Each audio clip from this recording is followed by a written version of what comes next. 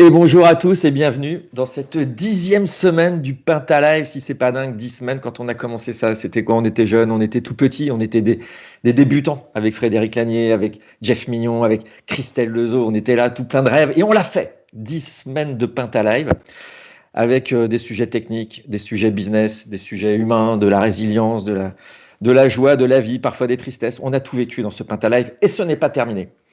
Vous avez remarqué, la vie reprend doucement. Il fait beau, les terrasses vont ouvrir. On a l'impression que c'est terminé, mais c'est pas terminé. En tout cas, pour les entreprises, ça l'est pas du tout. C'est l'heure de faire des choix cruciaux, de faire des choix stratégiques, de savoir qu'est-ce qu'il faut faire en priorité. Est-ce qu'il faut éliminer des produits, éliminer des services, recruter ou virer? On sait pas trop. On est là, on se dit, est-ce que c'est terminé? Est-ce que ça va revenir en septembre? On est tous un tout petit peu en attente. Donc, il faut optimiser ses choix, chercher de l'efficacité. Et c'est pour ça qu'aujourd'hui, on a décidé de vous parler d'un truc assez précis, assez technique, assez simple en fait, finalement, qui s'appelle le Collaboration Framework. Alors, qu'est-ce que c'est le Collaboration Framework? Eh bien ça, c'est pas moi qui vais vous le dire. Celui qui va nous le dire s'appelle Vassily Poutina. Il est CTO de Pentalog Software Factory. Et c'est une espèce de méthode qui empêche d'avoir des problèmes entre un client et son prestataire, on va dire, pour résumer. Exemple, si je vous montre un petit extrait de film que vous connaissez, vous allez comprendre ce que je veux dire. Extrait, Christelle, s'il te plaît. Ils ont oublié les fermetures éclair, je ne crois pas. Non, t'as oublié la fermeture éclair. T'as pas dit Jeep?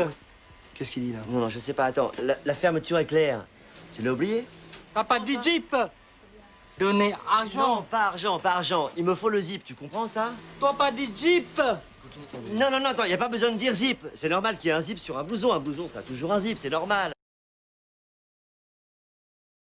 C'est exactement, t'as pas dit zip, c'est pour éviter ce genre de petits problèmes que le Collaboration Framework prend toute sa dimension. Donc évidemment, là, c'est une illustration rigolote, mais dans le vrai business, tous les jours, il y a des incompréhensions. On pensait qu'on avait dit un truc, on avait supposé quelque chose, et à la fin, ça donne des catastrophes. Pour éviter ça, donc on va en parler. Aujourd'hui, il paraît, j'ai vu une étude qui est passée, qui disait, une étude IBM, que 75% des projets technologiques informatiques comme ça finissaient à la poubelle.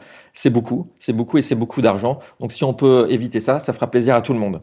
Donc celui qui va nous en parler, c'est Vassily. Après notre conversation avec Vassily, il y aura une petite war room, comme chaque semaine, tous les mardis et tous les jeudis, avec Frédéric Lanier. On parlera marketing et toutes les opérations qui ont été faites et qui ont marché et pourquoi et comment vous pouvez aussi entendre ce qu'on a fait et comment ça peut marcher pour vous. Tout de suite, conversation avec Vassily Poutina. Générique. Merci Christelle.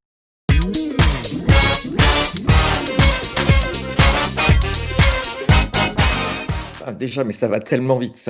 Depuis que Christelle est rentrée de New York vers la France, ça va beaucoup plus vite les génériques. J'ai l'impression que je ne peux pas suivre.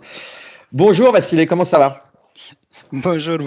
Ouais, ça va bien et merci beaucoup de m'avoir invité. Ah bah non, mais c'est un plaisir. Donc toi, tu es où physiquement là? À Chisinau, Moldavie. Ah, en Moldavie. Ah là, t'es là-bas là? Ouais. Putain, je le découvre. Je pensais que tu étais à Orléans. Moi, tout de suite, ça me fait voyager. Ça fait rêver. Non, j'aime bien voyager à Orléans et partout. Maintenant, je suis à Chisinau. D'accord. Donc toi, tu es le CTO de Pentalog Software Factory. Depuis combien de temps tu es chez Pentalog? Chez Pentalog depuis 2007. Ah oui. Ouais, j'ai commencé en tant que développeur, Scrum Master, Agile Coach, depuis 2 années et plus, CTO Pentalog Software Factory. Voilà. D'accord. J'ai eu cette occasion de voir plusieurs perspectives sur les choses et apprendre dans tout ce parcours. Voilà. Eh ben, écoute, tant mieux. C'est grâce à ça que tu es là aujourd'hui. Ça nous va bien parce que tu vas nous expliquer cette histoire de Collaboration Framework. Donc, quand j'ai entendu ça au début, je me suis dit, qu'est-ce que c'est encore un nouveau concept, décidément. Chez Pentalog, ils sont forts, ils en ont partout. Pourtant, celui-là, il a l'air assez simple, assez clair. Est-ce que tu pouvais déjà nous expliquer sommairement ce que c'est et ce que ça veut dire? Ouais, on est tous assez orientés produits, livrer de la valeur. Mais ce qu'on a vite appris, c'est qu'avant de commencer cette production-là, il faut s'aligner sur comment est-ce qu'on va travailler ensemble. Qui va faire quoi, qui va livrer quoi, quand exactement, dans quel format, combien de temps il faut pour chacun profil, exactement quelles sont les compétences qu'il faut et surtout quelles sont les règles à respecter pour ne pas faire les mêmes erreurs encore et encore. D'accord. C'est une façon de s'aligner sur comment bosser ensemble. Mais ça n'existait pas avant. J'ai l'impression que c'est la base des contrats depuis des millénaires. L'idée lui-même de s'aligner, c'est pas nouveau. Ce qui est nouveau dans ce concept-là, c'est que nous, on a intégré les bonnes pratiques de l'industrie et on les a mis comme des règles. Alors, par exemple, seulement pour vous donner un exemple, ça va être assez difficile à gérer la collaboration si on ne gère pas, par exemple, le dette technique. C'est aussi comme dans une entreprise, si tu ne gères pas la dette du point de vue financier, c'est le même genre de soucis si tu ne gères pas les dettes techniques. Okay? On va encore entrer en détail. Mais c'est un des règles. Ce n'est pas nouveau, mais nous, ce qu'on dit, c'est que ça, c'est une règle.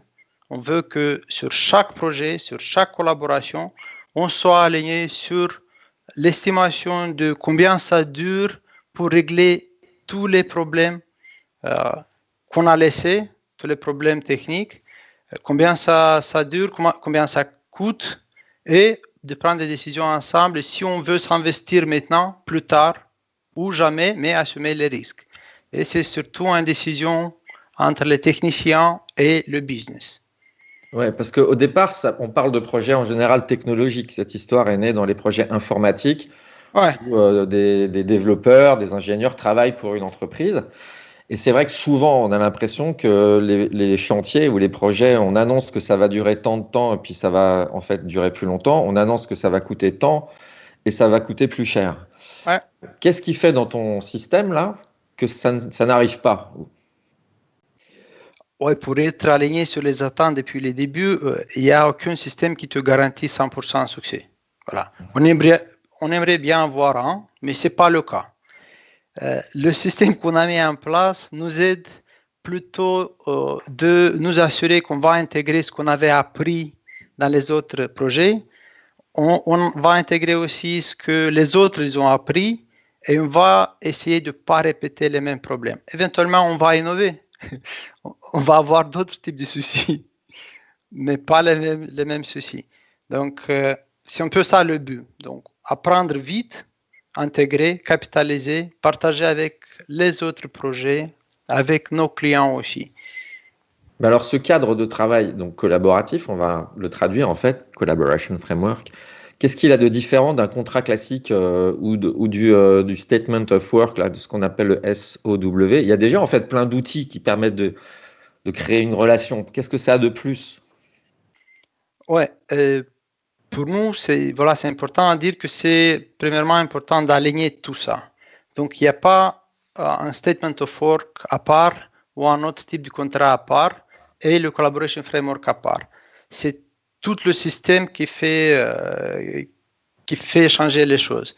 Donc, depuis les débuts, donc du premier contact avec les clients, on commence à leur expliquer comment est-ce qu'on bosse, comment est-ce qu'on s'organise pour augmenter le chance de réussite. Et tout ça, petit à petit, il y a des éléments qui vont devenir des éléments contractuels, il y a d'autres éléments qui vont devenir des éléments un peu plus opérationnels, qui vont rentrer dans le Collaboration Framework. Donc, ils sont alignés. Les choses plus rigides avec un pouvoir contractuel rentrent soit dans le Statement of Work, soit dans les autres contrats. Les choses qui changent plus, ils vont rentrer dans le Collaboration Framework. Et toujours, on va faire le mieux pour les maintenir alignés. Et pour justement vous donner un exemple,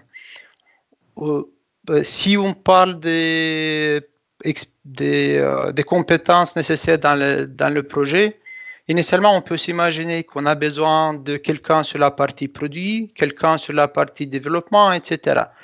Et on peut spécifier ça. Mais dès qu'on va commencer à bosser ensemble, on peut vite découvrir qu'il nous faut quelqu'un d'autre. Par exemple, un spécialiste DevOps, soit un spécialiste sécurité. Ça ne sert à rien de mettre tout ça dans les contrats depuis le début, puisque tu vas toujours aller discuter avec les légaux, etc. Ça va prendre beaucoup de temps. C'est pourquoi, dans les éléments contractuels, on va garder les choses un peu plus rigides. Et dans le Collaboration Framework, les choses qui changent, les choses plus opérationnelles, avec des événements, des rôles, des outils.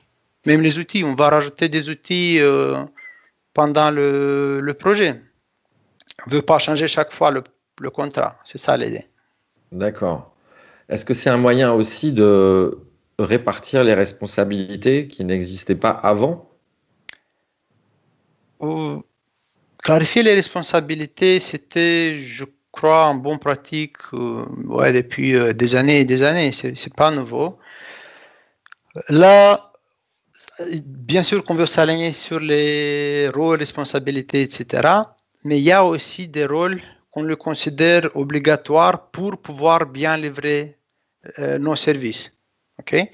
Et pour donner un exemple, on dit que on veut avoir un bon système de gouvernance de tous nos services. Savoir à chaque moment quels sont les services que le client a activés, quelles sont les règles agréées ensemble, où on est par rapport à leur statut, donc s'ils sont implémentés ou pas. Et pour avoir ce type de gouvernance, il te faut quelqu'un qui s'en occupe. Et nous, on a mis comme règle, pour chaque collaboration, il nous faut un directeur projet. Donc, l'idée lui-même d'avoir un directeur de projet, ce n'est pas nouveau. C'est notre règle d'avoir un directeur de projet qui fait des choses assez exactes. Voilà, ça, c'est propre à notre Collaboration Framework. D'accord. Est-ce que c'est un outil qui rassure une période en ce moment où justement il y a de plus en plus de télétravail et des gens qui bossent à distance? Est-ce que ça s'y prête davantage? Oui. Mais après, c'est vrai que avec nos clients, on travaillait toujours à distance. Après, comme on a plusieurs agences, on avait des équipes aussi qui étaient partout dans le monde. Donc, c'est pourquoi, depuis le début, il nous a beaucoup aidé d'être alignés avec tous.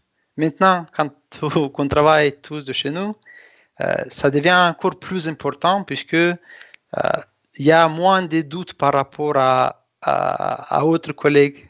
Vous voyez? Ouais. Donc, on sait mieux qui fait quoi, on sait mieux les responsabilités, on sait mieux où trouver quel type d'information. Même si on veut rajouter quelqu'un dans l'équipe et le faire vite, tout est bien décrit comment on bosse dans ce projet. Donc, et lui, il peut vite s'intégrer sans consommer trop de temps de tout le monde. Donc, et tout ça facilite le télétravail. Mais à quoi ça ressemble un Collaboration Framework? C'est un fichier partagé, c'est un document dans un coin, des emails, c'est une méthode de travail? C'est quoi en fait? Ouais, c'est plutôt tout ce processus d'alignement, c'est le Collaboration Framework. Mais comme résultat, bien sûr qu'on veut noter. On veut noter tout ce qu'on avait agréé ensemble. Et là, ça pourra être une page sur un wiki, Confluence ou quelque chose. Ça pourra être un autre type de document. Peu importe vraiment le support. C'est un document vivant qui est complété au fur et à mesure depuis le premier contact, qui est complété par toute l'équipe, c'est pas par une seule personne. Donc chacun il contribue. Par exemple, si un technicien de chez nous va discuter avec un technicien de chez le client et ils vont agréer en règle de codage, puisque ça c'est important pour le projet, etc. Eux, ils vont noter tout ça dans le document, dans le Collaboration Framework, pour que ça soit accessible pour tout le monde. Après, si par exemple le Scrum Master va agréer quelque chose sur la partie organisationnelle, lui, il va mettre aussi dedans. Si le directeur de projet va négocier quelque chose par rapport à la partie contractuelle, ok, voilà, il va mettre aussi les éléments critiques dans le Collaboration Framework. Et petit à petit, lui, il va augmenter, il va couvrir beaucoup plus d'aspects et laisser moins d'espace pour les incertitudes. Ouais. Est-ce que vous faites des points réguliers pour voir où ça en est? Parce que qui peut modifier le truc et dire il peut y avoir aussi des problèmes à l'intérieur du document si chacun met son petit grain de sel? Oui, c'est une très bonne question. Il y a plusieurs moments où il est raffiné. Déjà, le plus important, c'est les réunions de steering, les réunions de pilotage projet faites entre le DP et les responsables clients. Bien sûr que là, ils sont invités. On invite aussi les responsables opérationnels On invite aussi le responsable produit. Et là, ils discutent où on est par rapport à notre collaboration. Est-ce qu'on avance bien ou pas? Est-ce qu'on respecte ce qu'on avait agréé? Est-ce qu'on est efficace sur ce qu'on fait? D'accord. Et là, on peut raffiner le Collaboration Framework. Et après chaque rétrospective, etc., on peut le faire aussi. Ok. Je crois que Christelle a des petites questions à te poser, Vassilé. Hello, Vassilé. Une première Salut, question. Christelle. Est-ce que vous observez une méfiance ou un refus de la part de certains clients quand vous commencez cette conversation du Collaboration Framework? Ouais, comme chaque change management, ça dépend de l'approche. Si on vient et on dit au client, voilà notre collaboration framework avec une liste de milliers de choses à faire. Et après, si les clients ils sont tout petits, par exemple, on s'imagine un petit startup qui démarre, bien sûr qu'ils vont être choqués. Après, si on fait la même chose avec une grosse boîte, plutôt corporate, ça peut aller. Voilà. C'est pourquoi nous, on veut plutôt faire ça de manière itérative comme on fait les produits. Donc, du premier contact, on va discuter, agréer des choses, on va les noter. Au fur et à mesure, ça va être complété avec d'autres détails. Pendant le démarrage du projet, on va s'aligner sur d'autres choses. Et comme ça, de manière itérative, on va l'enrichir. Et dans ce cas-là, il y a moins de résistance côté client aussi. Donc ça dépend plutôt de nous et de notre approche. Si on le fait bien, d'habitude ça marche. De temps en temps, on fait des petites bêtises aussi, mais on a vite appris. Donc. Et idéalement, c'est une discussion qui commence quand du coup? Déjà maintenant, on discute pas avec un client concret, mais on partage des choses et ça va créer des attentes pour nos futurs clients. Ouais, donc déjà de l'étape de marketing, ça commence. Parce qu'on partage notre façon de travailler. Petit à petit, ça crée des attentes. Et après, quand on va avoir des contacts commerciaux, on va intégrer aussi des attentes côté client. On va faire un merge de tout ça, rajouter des détails, donc, et jusqu'à la fin de la collaboration. Et c'est bienvenu si le client a son propre framework, a ses propres règles? Oui. On aime vraiment bosser avec des clients qui ont des attentes claires et qui sont capables de les exprimer. Ça, c'est top. Si ce n'est pas le cas, on sait poser des bonnes questions pour y arriver. On est aussi ouvert d'apprendre de nos clients. Parce que s'il y a des clients qui ont des choses intéressantes, on va vite apprendre, les intégrer. On va les appliquer dans des autres projets aussi. Donc, on est assez content d'avoir des clients qui soient avancés sur ce sujet-là. Ouais. Dans le Collaboration Framework, il y a plusieurs étapes, il y a plusieurs chapitres, entre guillemets. Quelle est la partie la plus dure à discuter avec le client, à élaborer ensemble? Est-ce qu'il y a un point particulier qui est toujours un petit peu compliqué, soit à les convaincre, soit à les raisonner? Est-ce qu'il y a... Oui, c'est intéressant. C'est intéressant de poser ce type de questions. C'est vrai qu'il y a des parties qui sont plutôt acceptées facilement. Par exemple, vous savez, dans le Collaboration Framework, on a intégré des méthodes agiles, Scrum, Kanban, etc. Et cette partie-là, c'est assez facile à être accepté, puisque c'est connu par tout le monde, etc. Et après, en dépendance de chacun profil du client, on peut avoir des difficultés plutôt sur les sujets qui connaissent moins. Par exemple, c'est un peu plus dur à expliquer à quelqu'un qu'il faut s'investir aussi sur la partie protection de données, sécurité, etc. S'il n'est pas technique ou s'il n'a pas touché le sujet. Okay. Donc, ça dépend vraiment de chaque client à part. Super, c'est bon pour moi. Merci Christelle. Merci, salut. Merci. Mais Donc aujourd'hui, tu sais si c'est un avantage commercial que vous mettez en avant au moment d'un appel d'offres ou est-ce qu'ils balancent le truc en disant nous, on a un truc en plus que les autres n'ont pas, c'est le Collaboration Framework? Je crois que la différence, elle est plutôt dans l'autre sens. Donc, vous savez, donc, à ce stade-là de pré-sales, on peut faire des promesses sympas, etc. On peut avoir des belles diagrammes, mais ce n'est pas là la différence. La différence, c'est que nous, on veut s'aligner depuis le début avec nos clients et si on va bosser ensemble, qu'ils soient vraiment contents de nous et que ce qu'on livre va vraiment apporter de la valeur. Puisque vous savez, ça va nous aider encore plus aussi sur la partie commerciale, etc. Donc, un client qui est satisfait est beaucoup plus important pour nous. Et après, si on a des soucis, par exemple, à vendre, puisqu'on a des règles claires, puisqu'on a ce collaboration framework, ça va dire quelque chose sur notre collaboration. Donc, soit on va attaquer les petits soucis au début, soit on va les avoir à la fin. Et c'est mieux de les avoir au début. D'accord. Ça veut dire que ça vous est arrivé ou ça t'est arrivé de refuser une collaboration, justement, un travail, parce que le client ou l'entreprise refusait votre façon de faire et votre modèle? Ouais, on a eu des cas comme ça. Pour moi, je crois que c'est normal puisque c'est aussi un test de compatibilité. Il n'y a pas une seule façon de faire bien les choses. Il y en a plusieurs. Il y a des boîtes qui bossent plus, par exemple, dans un mode fixed price, avec des promesses claires, etc. Il y a d'autres qui sont plus adaptés pour cet apprentissage continu, qui sont plus agiles, etc. Nous, on est plutôt dans la deuxième catégorie.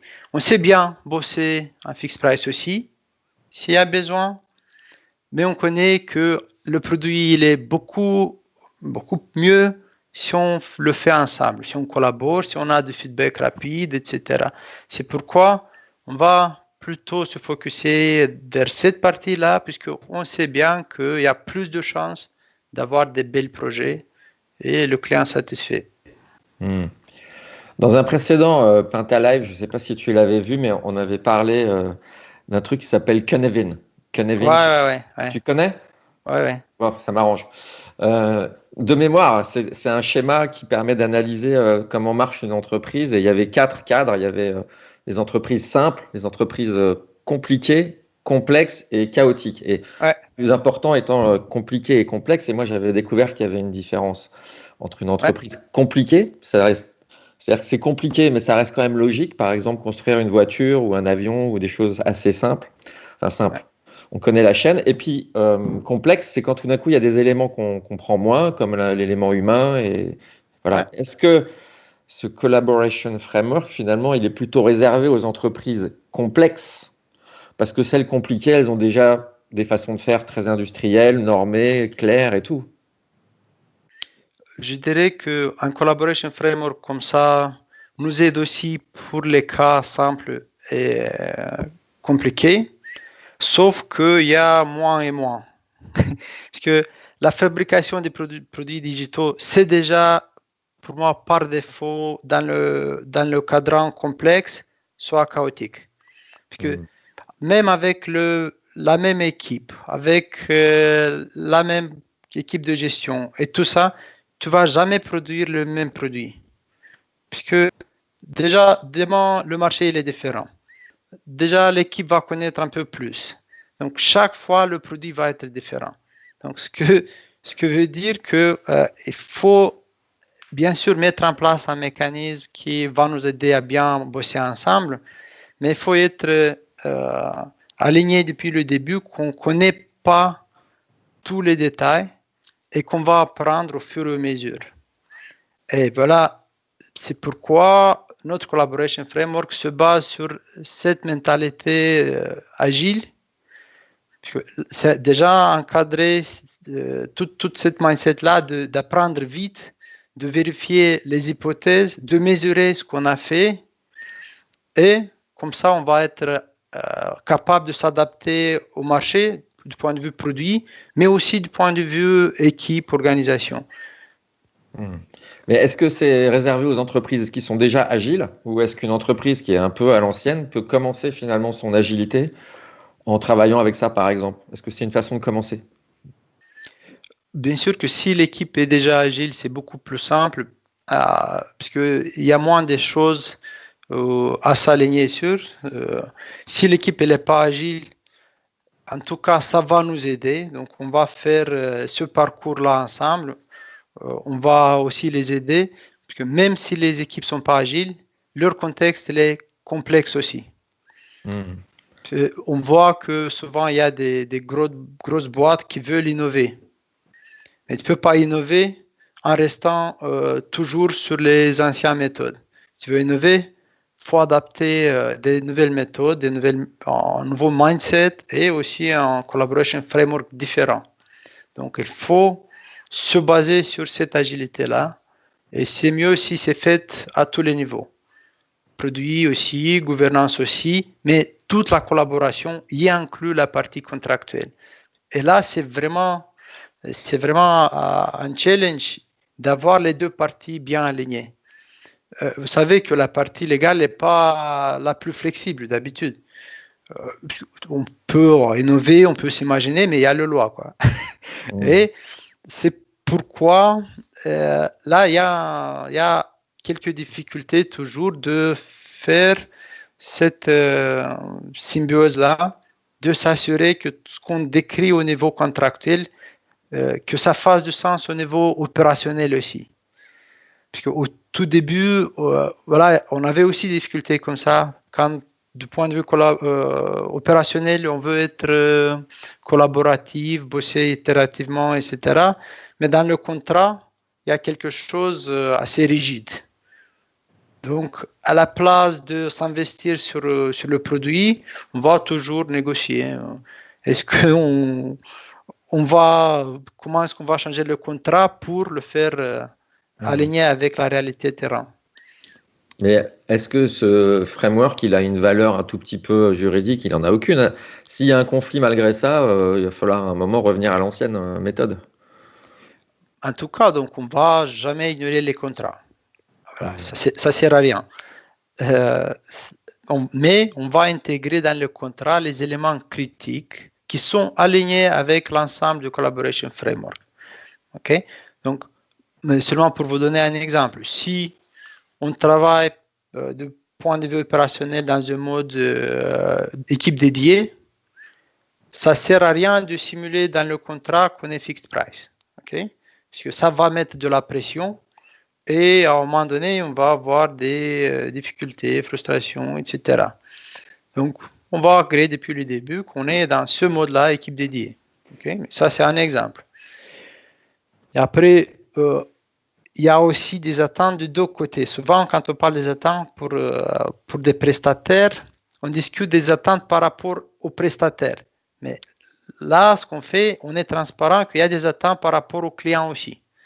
Parce que pour faire un bon produit, il faut s'investir de deux côtés. Et là, on va expliquer quelles sont les attentes par rapport à lui, où est-ce qu'il va s'impliquer, combien de temps il lui faut, quel type de retour et quand exactement on a besoin de retour, validation, etc.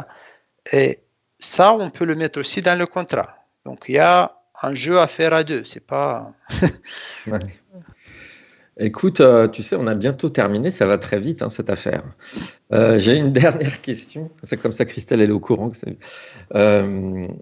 C'est toi qui as inventé ça? Non. Non. C'est quoi? Qui est le responsable? Le responsable, c'est la direction technique qui est impliquée dans la partie de support pre-sales, avant-vente. C'est impliqué aussi dans la partie opérationnelle pour la gouvernance des projets. C'est pourquoi c'est la direction technique qui a capitalisé ça. Après, c'est beaucoup de personnes qui ont contribué. Donc, c'est les personnes de vente qui ont partagé leur expérience, c'est les directeurs projet, c'est les Scrum Master, Product Owner, et on a systématisé cette expérience. Ça pourrait devenir un livre dans le commerce? Oui. On fait quelques pas et après, je sais pas, le mot livre me semble assez fort. Ouais. Mais voilà, on est ouvert de partager. Mais est-ce que c'est un plus Pentalogue ou est-ce que d'autres boîtes pourraient le faire aussi et ça s'y prêterait à ce que tout le monde le fasse? Je recommande plutôt à chaque boîte de penser à ça, éventuellement trouver leur propre nom qui est plus intéressant pour eux, mais de couvrir les éléments clés avec les règles et responsabilités, avec les événements clés, avec le mécanisme de gouvernance et les bons KPI, avec les attentes des deux côtés. Donc, le contenu lui-même fait du sens pour tout le monde. Eh ben, c'est sur une magnifique phrase qu'on va se terminer cette conversation, Vassilé. Merci beaucoup pour toutes ces réponses très claires, très précises. On voit bien l'esprit du framework grâce à toi et à ton français remarquable. Merci beaucoup et puis à très vite. Et on va tout de suite mettre le générique pour discuter un petit peu avec l'ami Frédéric Lanier. Salut Vassilé. Merci.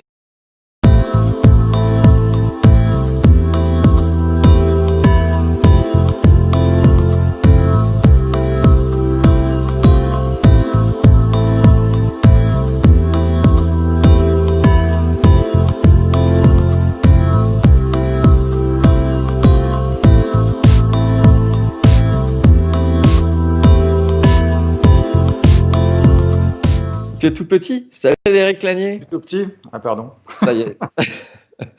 Toi aussi, tu as changé de décor. Vous êtes tous en train de changer. Il n'y a que moi qui ne bouge pas. Je suis le rock, la stabilité dans cette émission. Je suis le fil rouge. Bon, comment ça va Frédéric? Tu es tout bronzé? Ouais, toujours. Je ne sais pas comment je fais parce que je suis revenu à Paris, mais bon, a priori, il fait très beau à Paris, c'est pour ça. Bon, alors, est-ce que tu as quelques commentaires à faire sur ce qu'a dit notre ami Vassilé ou est-ce qu'on passe directement à notre conversation? Je vais faire le lien entre ce qu'a dit Vassilé et notre conversation. Ça te va? Ouais, très bien. Voilà. Vassilé, ce qu'il nous a raconté, c'est comment en fait on organise factuellement l'agilité dans un cadre qui est un élément finalement contractuel. Et ce que signifie le mot collaboration. Le fait de dire collaborer, ça ne signifie pas que les responsabilités du prestataire seraient moindres. Pas du tout. C'est le fait juste de définir les champs précis de point par point de la collaboration. Donc ça, je trouve que c'est un apport incroyablement intéressant pour tous les métiers de prestataires, pour tous les métiers de l'innovation, de la co-conduite de quelque chose. Et je crois que sans Collaboration Framework, il y a énormément d'histoires de partenariats, de collaboration qui terminent assez mal. On en connaît tous beaucoup. Alors qu'en fait, à Pentalogue, on travaille quasiment sans échec grâce à ces éléments-là. Et je pense que c'est un truc absolument fantastique. Alors, en fait, comme ce que décrivait Vassilé, c'est l'agilité réduite en contrat, j'ai pensé qu'aujourd'hui, il faudrait que je vous parle de ce qu'est l'agilité. On n'arrête pas de vous parler de l'agilité marketing aussi, puisque Jeff est venu vous parler de l'agilité dans le growth, dans la croissance, donc dans le marketing, en fait. On vous a parlé aussi d'agilité dans les processus de design. Et en fait, moi, aujourd'hui, je voudrais prendre toute la chaîne de bout en bout, y compris la vente. Je voudrais prendre le marketing, je voudrais démarrer au marketing et je voudrais finir à la vente. Ce matin, j'ai diffusé, alors c'était que sur mon compte Facebook perso, donc ça fait un peu secte ce que je raconte là, mais en fait, ce matin, j'ai raconté une toute petite histoire qui était un contrat qu'on a signé en Allemagne pour 1,5 million d'euros, donc une jolie somme, un contrat qu'on peut qualifier. Il est déjà un petit peu gros au démarrage, il est déjà assez gros au démarrage pour nous, et disons que c'est un moyen plus, un contrat moyen plus en taille, mais quand on démarre 1,5 million, ça veut dire qu'on va sans doute aller à plus d'1 million par an avec ce client-là, donc ça devrait être pas mal. Et en fait, cette histoire a été conclue en 2 semaines. Depuis un client qu'on ne connaissait pas du tout, on n'avait jamais entendu parler, jusqu'à la signature, la planification du démarrage, etc. Il s'est passé même pas 2 semaines en fait. Et en fait, c'est là que ça devient aussi, c'est là que ça devient une histoire d'agilité un peu de bout en bout. puisqu'en fait, et alors là, je vais me référer parce que dans Pentalive, on n'arrête pas de vous dire, on a lancé le programme pour aider nos auditeurs, à traverser la période. Et là, j'ai pensé que ça serait intéressant de revenir sur un cas concret de Pentalogue, d'expliquer comment on a fait pour réussir à faire ça. Ça te va comme Ah bah de toute façon là t'es lancé là Frédéric, là je te reconnais plus. Sinon tu peux me non, mais écoute, autre chose, hein, je parle d'autre chose. Et donc en fait si vous vous souvenez, est-ce que Christelle, tu aurais le graphique, le fameux graphique que je vous fais diffuser une fois tous les 5 émissions, tu l'as? Tu peux nous le passer? Elle l'a. Je vois qu'elle l'a, elle me fait oui de... Parce que les gens ne savent pas que nous, on ne voit pas l'émission. Voilà, nous, on ne voit pas l'émission. On se voit entre nous, les participants, mais on ne voit pas l'émission. Il est à l'écran, voilà.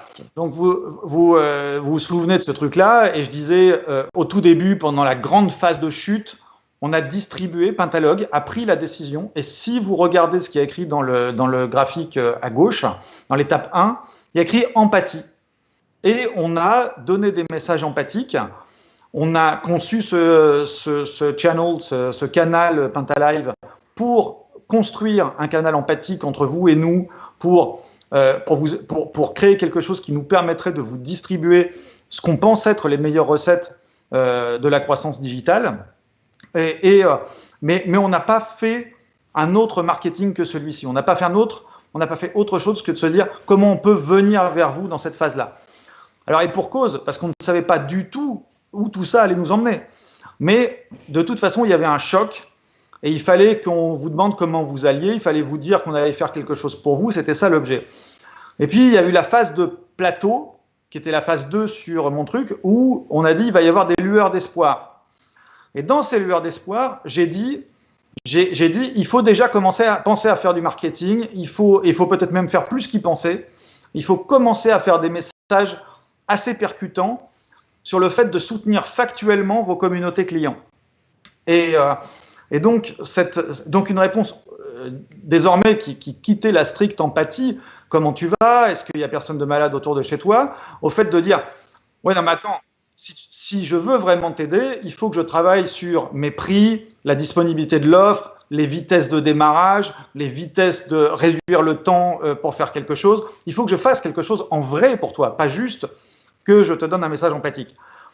Et donc là, on sait, et c'est là où je rentre dans le cas que je racontais tout à l'heure avec ce client allemand, on s'est posé la question, qu'est-ce qu'on peut faire qui aide vraiment un client dans cette phase-là? Parce que on ne savait, encore une fois, on ne savait pas comment nos clients allaient intégrer, allaient supporter nos clients, nos prospects, allaient survivre à cette phase. Et donc, on s'est dit qu'il fallait les aider, il fallait aider nos prospects à rentrer, à leur faciliter les démarrages d'activités d'outsourcing software. Et parce qu'on s'était rendu compte, en faisant de l'analyse data, que tous les prospects, ça avait commencé aux États-Unis. Aux États-Unis, et je l'ai écrit dans un article depuis, aux États-Unis, on a vu nos prospects, nos visiteurs sur les sites web, aller comme des fous sur nos offres d'outsourcing, les regarder, les découvrir. Et puis, on a vu la même chose se produire en Europe. Et donc, on s'est dit, puisque c'est ça qui les intéresse, c'est qu'ils pensent à réduire leurs coûts. Mais en même temps, ils ne savent pas tous comment faire. Donc, on s'est dit, on va leur faire une offre qui va être où on va tout à la fois leur réduire le coût et leur dérisquer le démarrage. Et on a eu, est-ce que tu as, Christelle, le petit, et on a décidé de faire des offres, en fait, non, tu l'as pas eu, on a décidé de faire des offres gratuites, en fait, de démarrage gratuit des projets. Et donc, en fait, ce que Christelle ne peut pas vous passer là, c'est un petit, c'était un email, c'était une partie de l'email, c'était une capture d'écran qui était une partie de l'email que cette boîte allemande a reçue et qui en fait montrait, leur disait qu'on allait faire le démarrage du projet, enfin que le projet allait être gratuit pendant 1 mois. Donc en fait, c'est tout à la fois on intersecte on intersectait avec on avait une sémantique qui marchait dans le moment. Tout le monde, c'était le moment de la peur. Et dans ce moment de la peur, on leur disait que le service serait gratuit. Donc, ils se disaient, tiens, ça, c'est pas bête. Et en même temps, on ne sait pas le faire, mais c'est pas grave, c'est gratuit. Donc, et on a mis en place derrière un argument de vente qui était sur le thème du risque. N'ayez pas peur, parce qu'en fait, ce mois gratuit vous permet de vous couvrir en termes de risque et vous pouvez démarrer.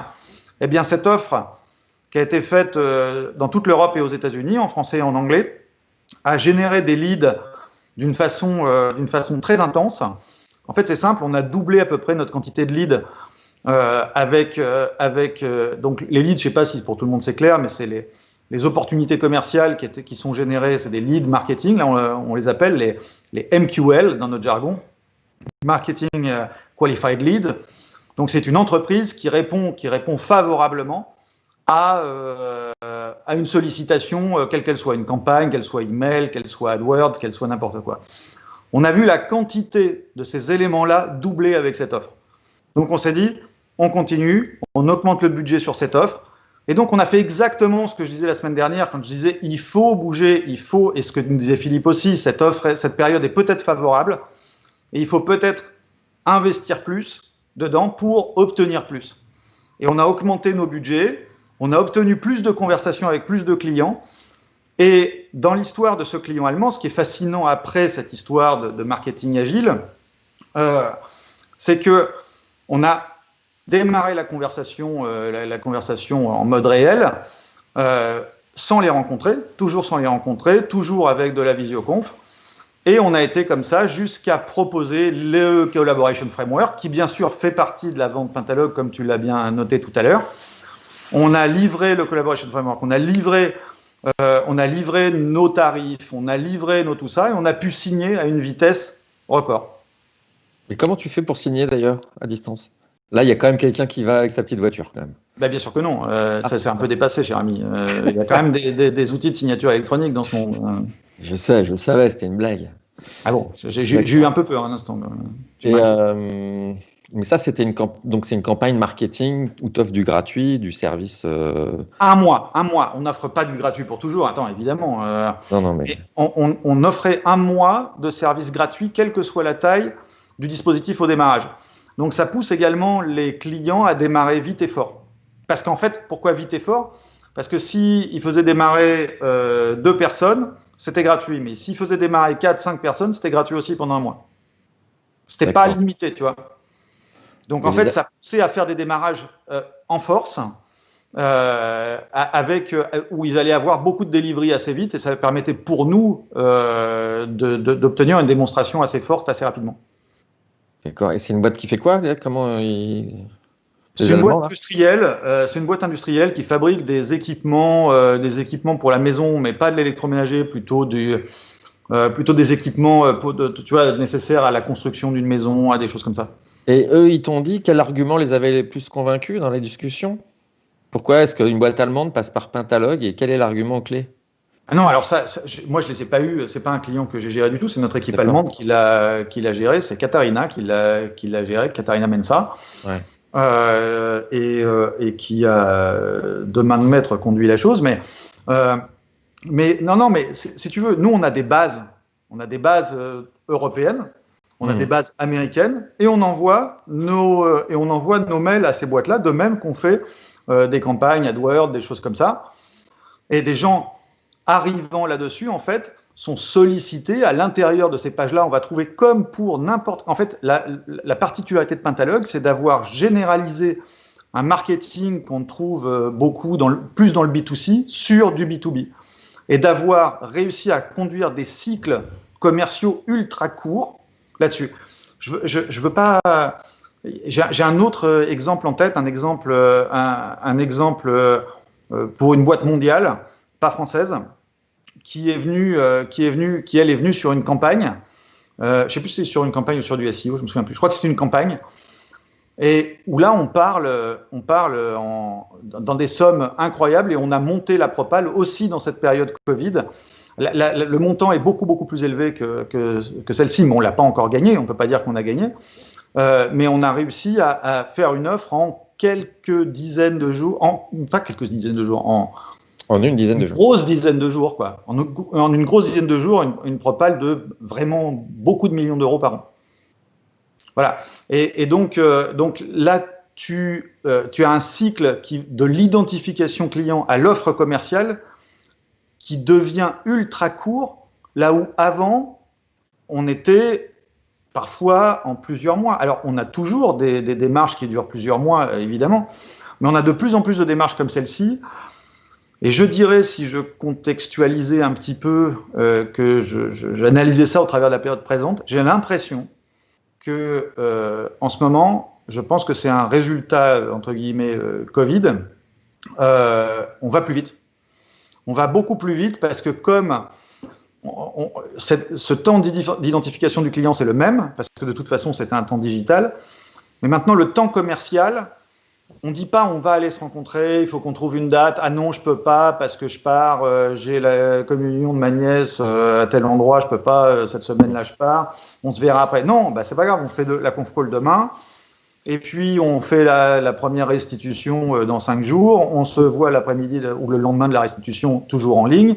Et tout va beaucoup, beaucoup plus vite grâce à ça. Donc, mon impression, c'est que le télétravail va créer une efficacité. Le télétravail des commerciaux cumulé à la chaîne de marketing digital qui existait depuis quelques années, mais qui, dans le B2B, des services B2B comme le nôtre, on va dire c'était encore relativement neuf. On n'est pas si nombreux à faire ça, je pense, avec l'intensité avec laquelle Pentalog le fait. Eh ben, on va atteindre en fait des efficacités commerciales dont on n'avait pas idée. Hein. Bah écoute, c'est passionnant tout ça, dis-moi Frédéric. Pour conclure, tu donnerais donc quel conseil pour que les gens fassent aussi bien que Pentalog avec leurs clients allemands? C'est quoi le conseil qui sort de tout ça? Le conseil qui sort de tout ça,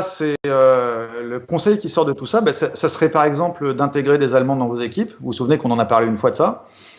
C'est d'internationaliser vos équipes. Si à la limite, même si vous n'aviez pas d'Allemands, mais vous aviez des gens qui sont d'un autre pays, ça vous donnerait plus de chances, même en Allemagne. Le fait de multiplier les cultures vous rend plus compatible avec l'international. Et ça, c'est une évidence, parce que pour concevoir ces éléments marketing, il faut au moins penser d'une façon, à défaut de penser allemand, à défaut de penser américain, anglais ou je ne sais quoi, il faut une pensée internationale. Une pensée internationale va permettre de séduire d'une façon générique, parce qu'elle va être conduite comme on s'attend à la voir en général. C'est peut-être pas la perfection, c'est peut-être pas la panacée dans un marché culturel, mais déjà vous ferez un gros progrès. Donc déjà, intégrer dans vos services marketing, commerciaux et en général des salariés étrangers. De foncer sur les nouvelles pratiques marketing dites, je sais pas moi, que ce soit IBM, que ce soit, enfin il y a plein de pratiques, marketing aujourd'hui. Mettez en place du management agile de vos funnels, c'est-à-dire classer, regardez vos datas tous les jours, qu'est-ce qui marche pas, quelle sémantique fonctionne, quelle sémantique fonctionne pas, et ça vous le regardez au travers de votre génération de leads. Beaucoup de MQL, Marketing Qualified Leads, qui passent ou qui ne passent pas en SQL, Sales Qualified Leads, etc. Donc, intégrer une chaîne de marketing automation avec les bonnes analyses agiles à chacune des étapes. Et puis derrière, connecter ça à une galaxie documentaire agile intense. La base de vos compétences, connaître vos collaborateurs et pouvoir décrire leurs compétences, les cadres contractuels agiles dans lesquels vous allez aller, et montrer que tout ça est à disposition facilement. Votre client va donc se connecter à un univers où il va être, il va être noyé de bonheur. Non, mais regarde bien. Non, mais je sais, mais j'en doute pas, moi. Tu sais. Est-ce que tu vois, je ne sais pas si tu vois l'image, j'ai été peut-être un peu fort dans mon image, mais en fait, ils vont être, au fur et à mesure, ta concurrence va être asphyxiée. Elle ne pourra pas donner autant. Okay. Tu vois, elle ne pourra pas donner autant d'éléments, elle ne pourra pas donner une liste de prix sur l'ensemble des collaborateurs, elle ne pourra pas donner une liste de compétences aussi précises, un collaboration framework, des maturity models, des séminaires growth en vidéo, tu vois, etc., etc. Donc, tu vas pouvoir mettre des sous-éléments dans tes offres et ta concurrence, ça va être asphyxiée, quoi. Donc toi, tu nages dans le bonheur et tes concurrents sont asphyxiés. C'est carrément un monde idéal que tu es en train de décrire, là, Frédéric. J'essaye parce que j'espère réussir à nager mieux que les autres, quoi. Bah écoute, c'est là-dessus qu'on va s'arrêter. Je te remercie beaucoup. On va se retrouver jeudi avec un invité de marque, Thierry Mandon, ancien secrétaire d'État chargé de la simplification de l'administration. C'est toujours dans notre quête de l'agile partout où il est possible de le trouver. Et c'est assez marrant de voir un ancien secrétaire d'État dire assez librement et assez cash la vérité sur les freins et les freins au niveau de l'État et comment malheureusement c'est pas pour tout de suite la transformation, bien qu'il soit encore très optimiste et positif sur l'affaire. Donc merci, on se retrouve jeudi à 17h et puis merci à toi Christelle et merci à Frédéric et bonne soirée tout le monde. Salut. Bonne soirée, salut.